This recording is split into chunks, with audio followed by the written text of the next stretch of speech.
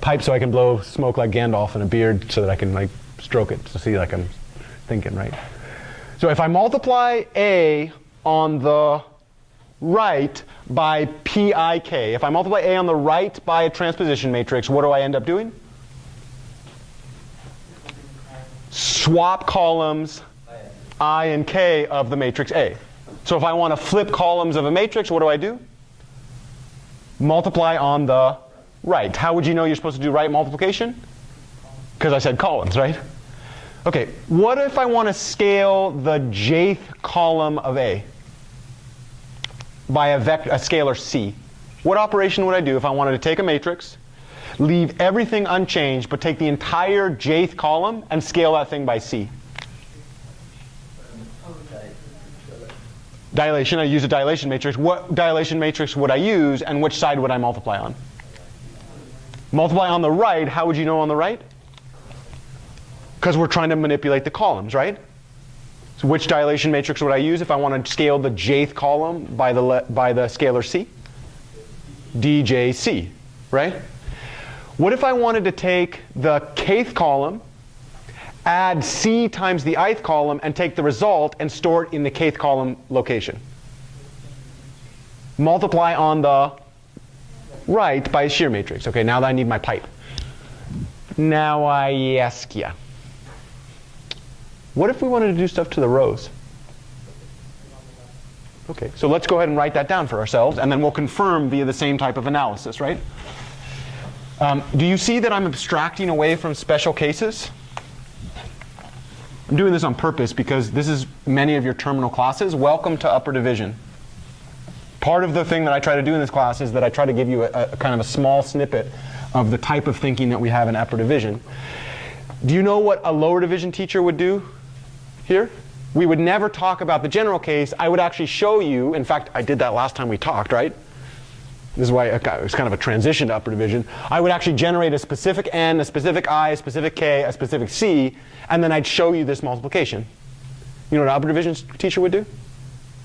Never show you an actual example, just show you the general case, and then if you wanted an example, do you know what the assumption is?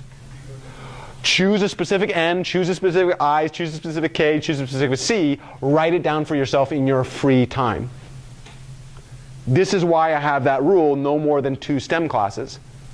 Because our teachers assume that we have ample amounts of time outside of class to answer all the questions that might come up for us in the general context using specific examples, even though they've never actually done that for us. Right? So in this context, I want to kind of be very, very intentional and say, part of the reason that I'm doing this is literally, for some of you, the last math class that you will take here, right? And when you go to that next level in your math classes, teachers will tend to stay very, very general in theory. And then if you're anything like me, that's not good enough because you're like, oh my God, this is all general. What the hell is going on? Anybody have that feeling like, oh my God? Yeah, I had that feeling every math class I ever took, right? So the invitation there would be not only to understand the general stuff, but if you have questions about it and you need help, well, you could go to the 50-minute office hours, but do you know how many examples your teacher is likely to do during a 50-minute office hour? 1. If you're lucky, right? But more productively, the invitation to all of you is, if we stay in the general and you want to see a specific, how do you generate the specific? Just literally choose numbers, right?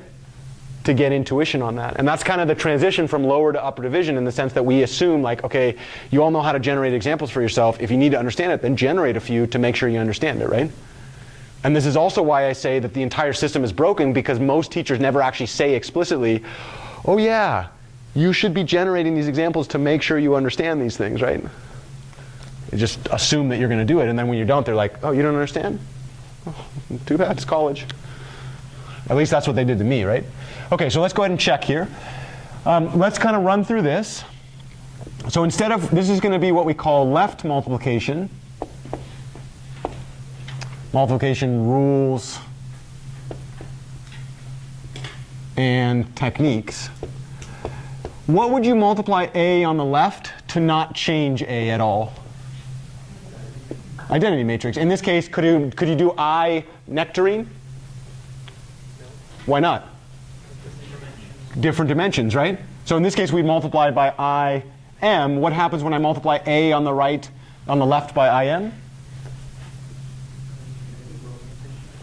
Yeah, okay, that's a really nice one way to think about that is cut into row partition.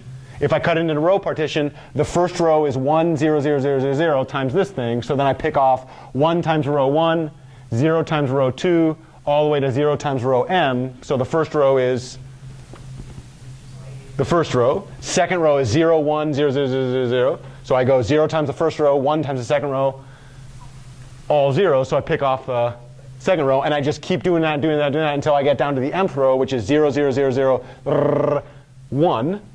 Which means what? Pick off the mth row, which means when I multiply this thing on the left by this one, I get